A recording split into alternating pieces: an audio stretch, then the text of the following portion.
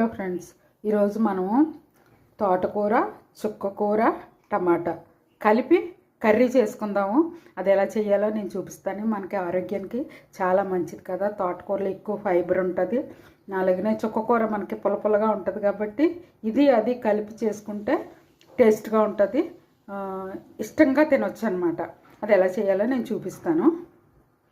చూడండి, ఆయిల్ పెట్టుకున్నాను కదా, అందులో మనం తయారు చేసి పెట్టుకున్నాను వెల్లుల్లి, మినపగుళ్ళు వేస్తున్నాను ఫస్ట్.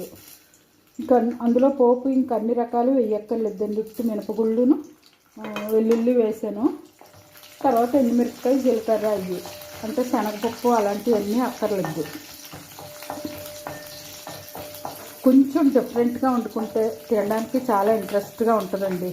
ఎందుకంటే ఎప్పుడు ఒకే లెక్కల్లో వేసేసి వండి బదులు కొంచెం డిఫరెంట్గా చేసుకుంటే తినడానికి బాగుంటుంది, టేస్ట్గా ఉంటుంది.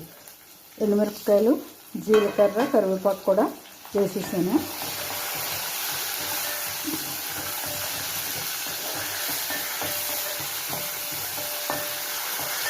ఈ ఆకుకూరకి వెల్లుల్లిపాయ ఎక్కువ వేస్తే మనకి తినడానికి ఆ ఫ్లేవర్ బాగుంటుంది. అలాగే మినపగుళ్ళు కూడా బాగుంటుంది. నేను చుక్కకూర, తోటకూర కలిపి కట్ చేసి పెట్టుకున్నాను. ఫస్ట్ నేను చుక్కకూర కన్నా తోటకూర వేస్తున్నాను ఫస్ట్. ఎందుకంటే తోటకూర కొంచెం గమ్మున మగ్గదు, చుక్కకూర వెంటనే మగ్గిపోతుంది. ఇందులో ఉన్న డిఫరెన్స్ చూడండి. తోటకూర కొంచెం లేటుగా మగ్గుతుంది, చుక్కకూర వెంటనే మగ్గిపోతుంది. ఇది కొంచెం మగ్గాక చుక్కకూర, టమాటా కూడా వేసేసుకుందాం. ఇలా మాకు తెలీదా అనొచ్చు, కానీ కొంచెం డిఫరెంట్ స్టైల్లో వండుకుంటే అది బాగుంటుందని నేను అలా వండుతున్నాను. చూడండి ఇలాగా. ఇందులో ఇంకా ఏమేమి వేస్తానో అవన్నీ కూడా మీరు చూడండి.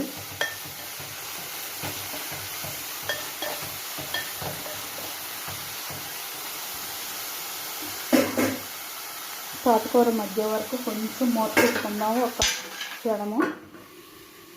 చూడండి, తోటకూర కొంచెం మగ్గింది కదా, ఆ చుక్కకూర కూడా వేసేస్తున్నాను. చుక్కకూర కొంచెం కలిపి తర్వాత మనం టమాటాస్ కూడా వేసేసుకుందాం.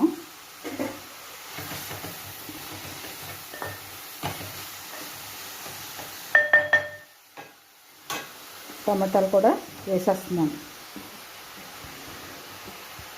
ఈ ఆకుకూరలో టమాటా వేయడం మంచి ఫ్లేవర్ వస్తుంది అన్నమాట. ఇంకా మనం చింతపండు పులుసు అలాంటివి ఏమి వేయక్కర్లేదు. అంతే, ఇలా మగ్గితే సరిపోతుంది. ఇది కొంచెం మగ్గాక తర్వాత ఏమి